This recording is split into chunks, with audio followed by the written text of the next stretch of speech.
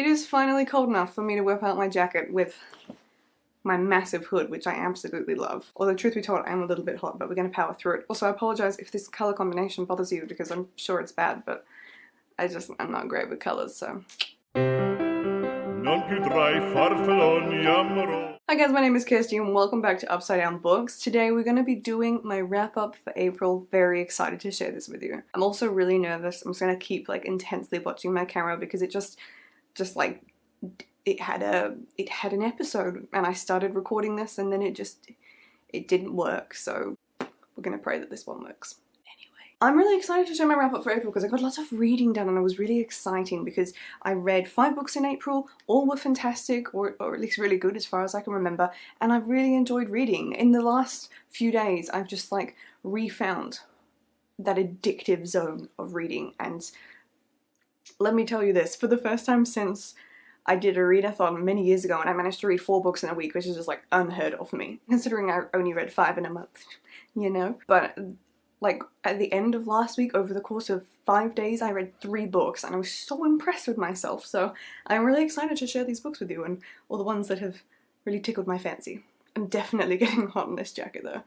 I will persevere. So the first book that I read was The Everlasting Rose by Donielle Clayton, which is the sequel to The Bells. No spoilers, just gonna give you my general thoughts on it. I definitely enjoyed The Bells more than I enjoyed The Everlasting Rose. That's what I will start saying with that. So The Everlasting Rose, it's just a duology. I don't think we're getting a 3rd book, although I think if she wanted to, she could definitely write a spin-off series following it, but I think she probably needs to let that series rest now. The first book was so good and had some amazing plot twists and just characters and just like really interesting magic in a setup. And the second book was good, it just didn't really blow my mind. It sort of went in the directions I wanted it to go in, and then I don't know, it didn't quite pack the punch I was hoping for. So I rated the first book 5 out of 5 stars, and then I think I rated the Everlasting Rose 4.5. So I still rated it quite highly. Unless I'm wrong, I should really check what I rated it. I rated it 4 stars, so that was very good. So I would definitely still recommend the series because you can't just read book 1, you have to know how it ends,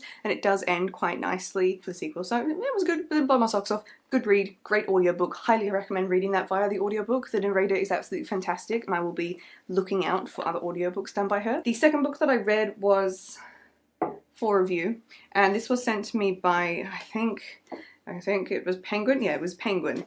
And they don't send me very many books, so I definitely had a fangirling moment. But I got sent a non-fiction historical book called Women at the Front by Heather Sheard and Ruth Lee. I will be doing an interview with Heather Sheard, hopefully, in the coming weeks over on my blog, so keep an eye out for that one. I'm going to be talking about her writing process for doing this and just asking a few questions about her life. She's a fascinating woman who's got like 100 different PhDs and has done a lot of research on this sort of topic with women during the war, and it's really interesting. This was actually a really good read. It's not a very long book. It was wasn't really even that dense actually. It was quite easy to read, but I took my time reading it. So I would have definitely read more in April if I hadn't picked this one up, but I'm really glad I did. When it came in the mail, I was so intrigued that I picked it up straight away, which I don't do very often.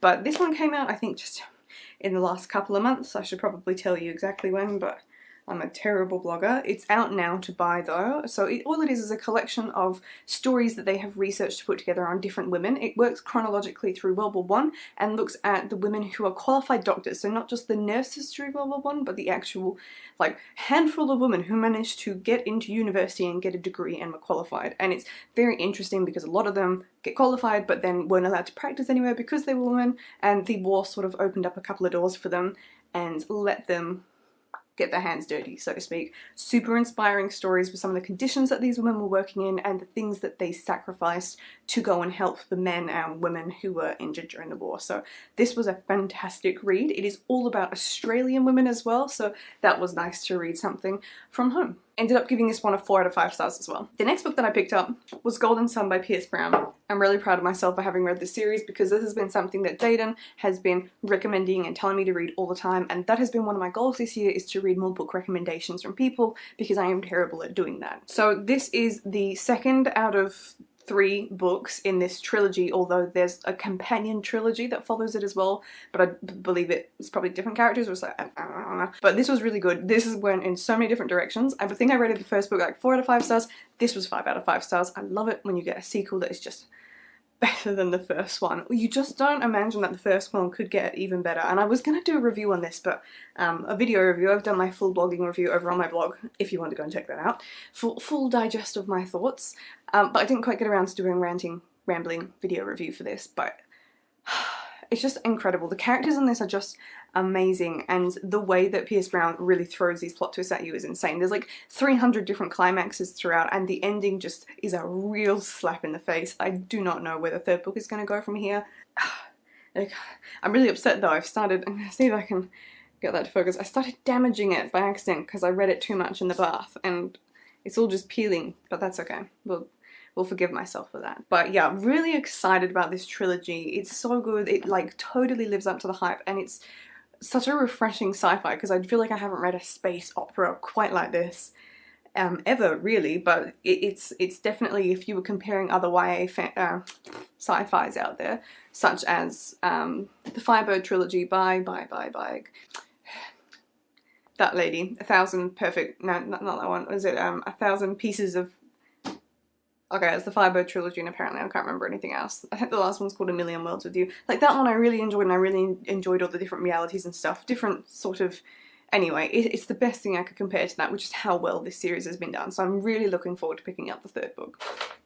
Oops, the daisies. So that actually is bringing me to the final 2 books that I've read this month. But I then read Four Dead Queens, which was sent to me from Allen and Unwin by Astrid Schultz. This was a small letdown, I have to say. This is a good book to take at face value, but there are a few issues with it that I read in other people's reviews once I finished it that put a little bit of a dampener on it for me, in all honesty, but only if you overthink it. It's one of those books where I think a few people have potentially overthought a few things and picked it apart a little bit too much. Like, it's just a fun book. It's obviously a new release as well, so it's just out in the stores as of a few months ago, so go and buy that one now. But this one is set in a fantasy world where there is one kingdom which is divided into 4 realms, and it's ruled by 4 queens. So they all have different defining characteristics of how they live.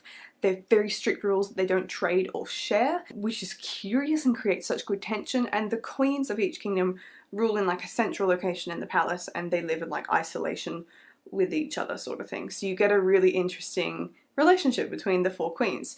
Now, the plot of this book comes from our main character, who's a bit of a street urchin and a thief, and she gets involved in this plot to murder the queens. So it is called Four Dead Queens. The plot is to murder them. One by one we see them killed, and it's all like, what is going on? Now, the thing that let me down with this book is it really doesn't go much further than the blurb, so it's a bit of an unsatisfying finish because you want it to expand so much further than where we started off from, and it doesn't. So I will say that the thing that is great about this book is it's like reading an Agatha Christie. This gave me such And Then There Were None vibes, just without it being as good at an ending. I feel like there was a bit of too much effort to make this book clever, so the plot twist and the reveal of how everything goes down and what's happening was a little bit like, huh? But still so enjoyable. This book like really kicked off my reading though, because I would recommend reading it for how addictive it is. I can't separate my conflicting thoughts over this, so it's all I would say is if you think you're going to enjoy it, go and try it for yourself. See what you think of it. Would love to hear somebody else's thoughts on how this all ended. It is a standalone book, but it took me like a day, 2 days to read. It was so good to read, guys. Unbelievably addictive and really interesting. It's just it was a bit overcomplicated and yeah, didn't go anywhere. So I think I gave this one 3 out of 5 stars in the end, or 3.5 out of 5 stars. Just because of that, it just, yeah. Really wanted to come out of it spellbound and I didn't, so I was sad about that. But I then picked up another arc, doing a fantastic job on arcs this month, thank you very much, and that was A Curse So Dark and Lonely by Brigid Kemmerer, which was sent to me by Bloomsbury, and I freaking love this book. This book has gone onto my favourites list for 2019, and I will throw it at you to read it because it is so good. You need to go and pick it up. This has got I was going to say a fair bit of hype. It has, but I've really not seen that many people reading it. I feel like it's not, I don't know, maybe I just loved it more than other people did. This is a Beauty and the Beast retelling, and it is so perfectly done. I have found that my thing with retellings is they tend to get too abstract, like A Court of Thorns and Roses is a Beauty and the Beast retelling as well, or something like that, but it's sort of its own story. By the time that Sarah J Maas finished with that one, you're like, is it really a retelling? And then you're not so much enjoying and leaning on the nostalgia of it being an old book or an old story that's been changed. You're like, oh, that's clever. It's just its own thing. But this one sticks really close to the story of Beauty and the Beast without being like, it's copyright. So it's really enjoyable. We have an amazing main character in this called Harper, who has cerebral palsy, and she is such a rock star. I love her so much. Like, she's one of my favorite main characters. She's so sassy, and I think the disability is done really well in the book. I feel like I'm not the person to ask on whether it was represented right or wrong, but to me it seemed like I'd done a fantastic job. It wasn't just in there as like a token, oh, she's a disabled person, and it wasn't overemphasized or over dramatized. It was just there, and she coped with it, and it was like, I feel like it made just a good point of like how to be a good person and an amazing person when you have the perfect prince in the story who's cursed, who's really not doing much of an effort, and then there is Harper just charging off to save every Tom, Dick and Harry. This story is just so much fun to read. I couldn't put it down. It is 500 pages long. It doesn't look it, but it's 500 pages. It's a solid book, but you just fly through it. We've got three main characters who are just delectable. So there's Harper, who's amazing and sassy, doesn't have Stockholm Syndrome for once, because she is stolen from her world, Washington DC,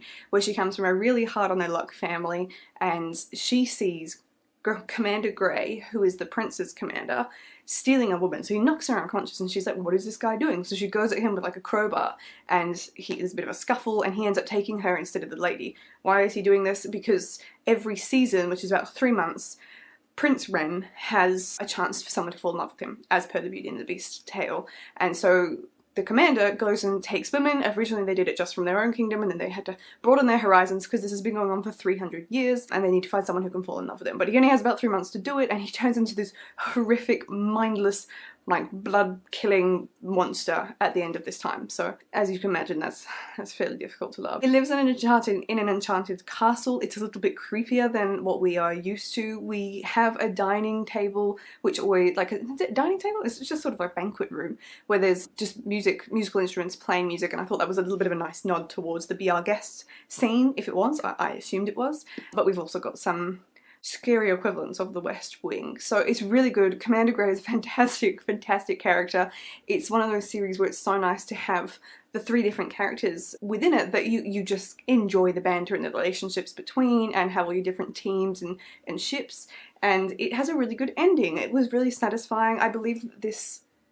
No, it's not a standalone. I was going to say a standalone because I forgot the plot twist. The plot twist at the end will ruin you, and I'm so excited for book 2. So this is going to be at least a 2-part series, maybe 3-part. If she writes 10 books, I'm fine with that. So this is, well worth reading. Well worth reading, and I could not recommend it enough. 5 out of 5 stars, hands down. Those were all the books that I read in April. I am pretty pleased with my reading and the books that I got to explore this month. I would love to know if you've read any of these, if you're planning on reading any of these, or just what you got up to reading in April itself. So let me know in the comments down below, but other than that, I will see you in my next video. Goodbye.